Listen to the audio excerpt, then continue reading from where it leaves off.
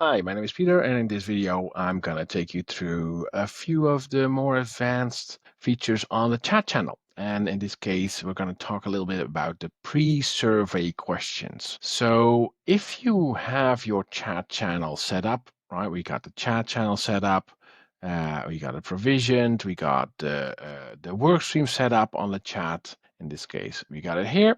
Then you can go to edit and you can go to behaviors, and there you will find the pre-conversation survey.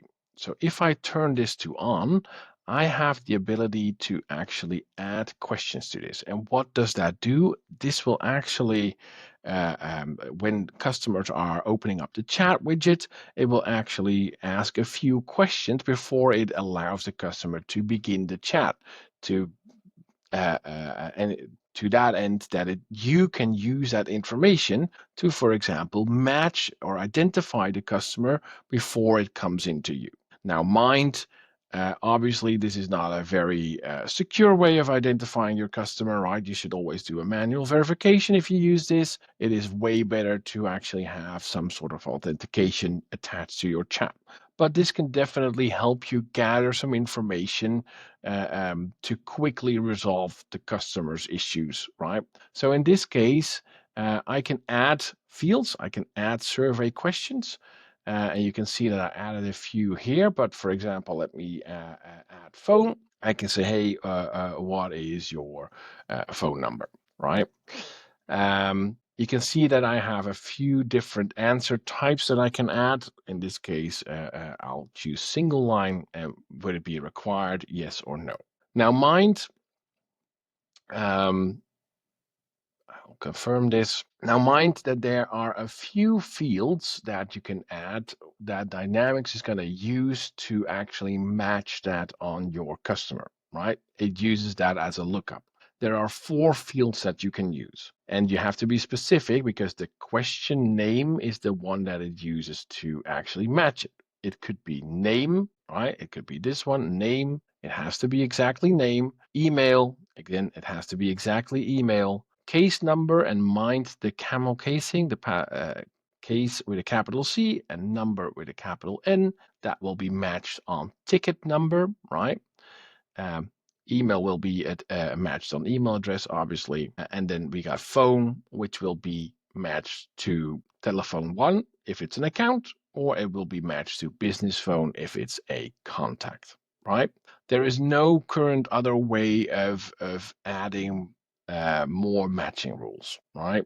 So this is it. This is the auto matching thing. Obviously, you can add multiple other fields that the agent will be presented with. So all of the information that is entered here will be visible for the agent, right? So I can go ahead, save and close this. Now mind that this saving and closing this will take like 15 to 20 minutes before it is active. So if you have an active chat widget on your website and you want to quickly try it out, adding the fields, pressing F5, that doesn't work, right? So you have to be patient with it. Don't stress out if you won't see it immediately. Be a little patient and it will come up eventually. Now, as I said, I added those 3 fields before just because of that reason. So let me go and quickly switch to my demo page where I have my chat widget set up. Now, if I open up the chat widget, let me pull it up, you can see that I can fill in those questions. So in this case, I can say, hey, what is your name? Peter Ruiter. What is your email address? I think I have a contact underneath my Capgemini email address. And then also, do you have an active case number? Sometimes it's really great if you can immediately attach not only the customer, but also a relevant case number.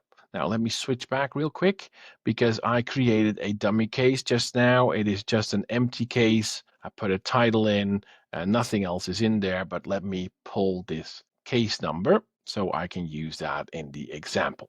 So in this case, the case number and the phone number, let me put in my Dutch number. There we go. And then press submit. Now it should come in to my agent side. And you can see that it unfortunately did not recognize me as Peter, as a customer. There we go. I don't know why. perhaps because it couldn't match my phone number. But you can clearly see the pre-chat surveys, the email address coming in, a case number coming in, and the phone number coming in.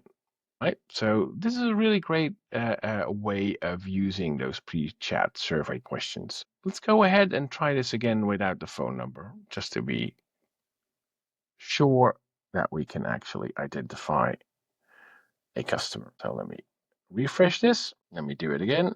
Peter Ruiter, peter.ruiter at gemini.com. And let's put in the case number. There we go. And now you can see, so indeed my phone number was not incorrect. So a chat coming in from Peter. There we go. Let's open it up. And you can immediately see that it opens up the case for me as well, right? So I have two tabs open. I got the chat window open. I got my conversation summary open with all of my information. And you can see that it automatically attached the customer and the case in this case. And it opens up the case tab as well. Now, again, I can't stress this enough. This is obviously not very secure. Anyone can add any name, anyone can add any case number. So please do train your agent to validate this properly if you use it for that. But it is a great way of pre-selecting one, right? It really speeds things up. Again, use authentication if you want to be sure, right?